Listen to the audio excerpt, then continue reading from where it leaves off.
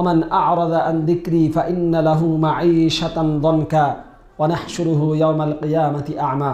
আল্লাহ সুবহানাহু ওয়া তাআলা কোরআনে বলছেন, যে ব্যক্তি আমার যিকির থেকে, আমার যিকির বলতে এখানে বিশেষ করে কোরআনকে বোঝানো হয়েছে, যে ব্যক্তি কোরআন থেকে নিজেকে মুখ ফিরিয়ে নিয়েছে তার এই দুনিয়ার জীবন কষ্টে ভরে যাবে। আল্লাহ সুবহানাহু ওয়া তাআলা বলেছেন, আল্লাহর আয়াত কখনো মিথ্যা হতে পারে না।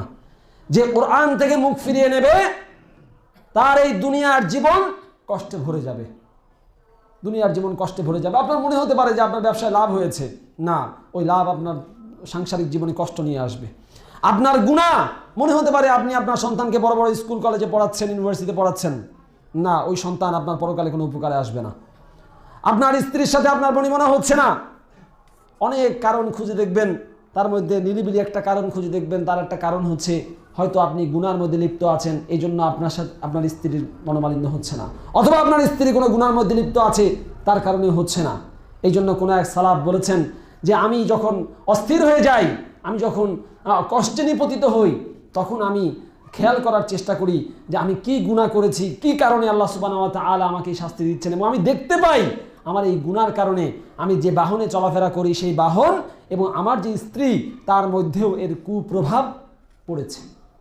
আপনি গুনাহ করবেন আর এর কোনো কুপ্রভাব, এর কোনো অনিষ্ট আপনাকে স্পর্শ করবে না, এমনটা ভাববার কোনো কারণ নাই। সম্মানিত মা ও বোনেরা, সবাইকেই বলছি, আসুন আমরা আমাদের সাধ্য অনুযায়ী গুনাহ থেকে বেঁচে থাকি।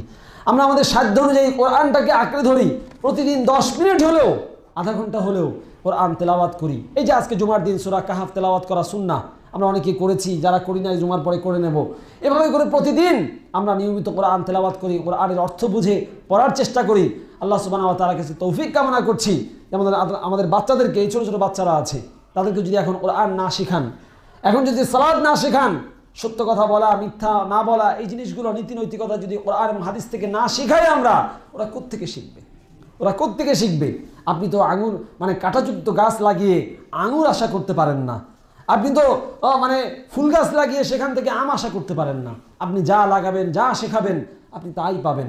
তাই পরকালে আপনার সন্তানের কাছ থেকে কিছু পাওয়ার জন্য অবশ্যই অবশ্যই আপনার সন্তানকে ইসলামী শিক্ষায়, কোরআন এবং সুন্নাহর শিক্ষায় শিক্ষিত করতে হবে। একই সাথে আপনি মা বাবা হিসাবে আপনার সন্তানের সামনে আপনাকে মডেল হতে হবে। আপনি মা বাবা হিসাবে আপনার সন্তানের সামনে আপনাকে মডেল হতে হবে।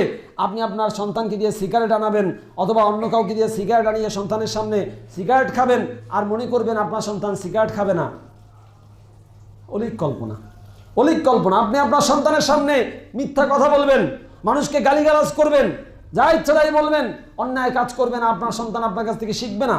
অসম্ভব, অসম্ভব ব্যাপার। আপনি তাকে মুখে বলে কিছু মানাতে পারবেন না, আপনি যা করবেন তা হুবহু সে অনুসরণ করে শিখবে। সেই জন্য আসুন আমরা আমাদের সন্তানদের দিকে নজর দিই, তাদেরকে আদর্শ মানুষ হিসাবে, আদর্শ মুসলিম হিসাবে গড়ে তোলার চেষ্টা করি। আল্লাহ সুবহানাহু ওয়া তাআলা সেই তৌফিক আমাদেরকে দান করুন, আমিন।